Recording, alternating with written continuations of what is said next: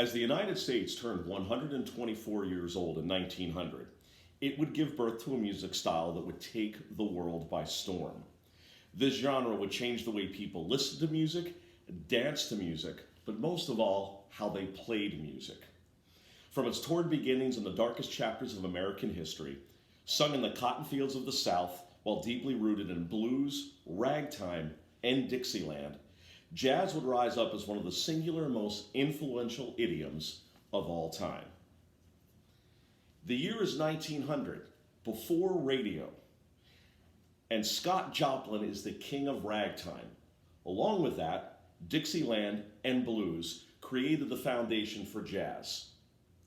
Jazz is a French word that means jaser, or to chatter. In his 2012 article in New York Daily News, Herbie Hancock, accomplished jazz pianist, said this about jazz.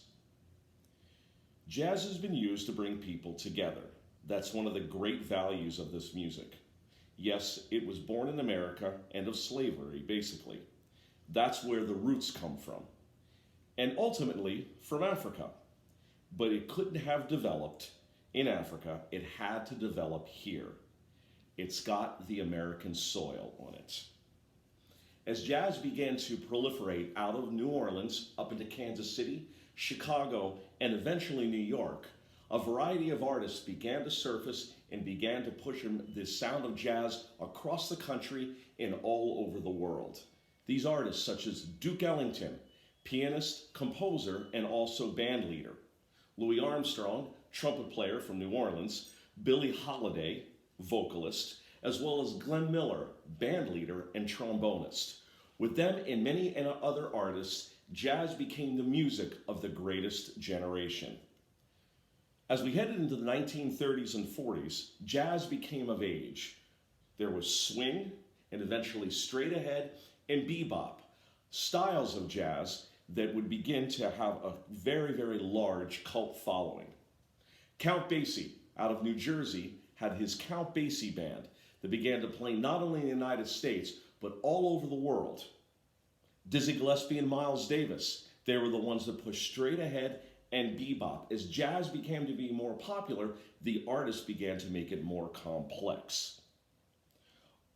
John Coltrane, tenor saxophonist, and Charlie Parker in the late 40s and early 50s began a style called bebop.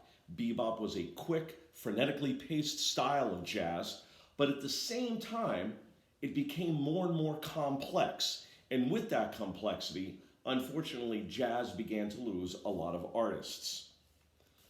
As we approached the 1970s, rock was obviously king. And many times, jazz was considered a type of music for old people.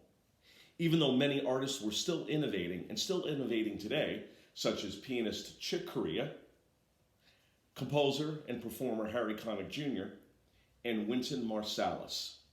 Wynton Marsalis, in a book called Crossroads in the Media, Identity and Law, The Shape of Diversity to Come, he stated this about jazz music and its influence. As long as there is democracy, there will be people wanting to play jazz because nothing else will ever so perfectly capture the democratic process in sound. Jazz means working things out musically with other people. You have to listen to other musicians and play with them even if you don't agree with what they're playing. It teaches you the very opposite of racism and anti-Semitism. It teaches you that the world is big enough to accommodate us all. In conclusion, though its popularity has waned in the latter part of the 21st century, jazz is continually being reintroduced to younger generations that embrace the hip vibe and complex melodies that seem fresh and new, held up next to the stripped-down, single vocalist pop music that is currently prevalent. Whether you like it or loathe it, Jazz Like America is a culmination of diverse influences and multicultural flavorings that harken back to a simpler time when the music was cool and the playing was hot.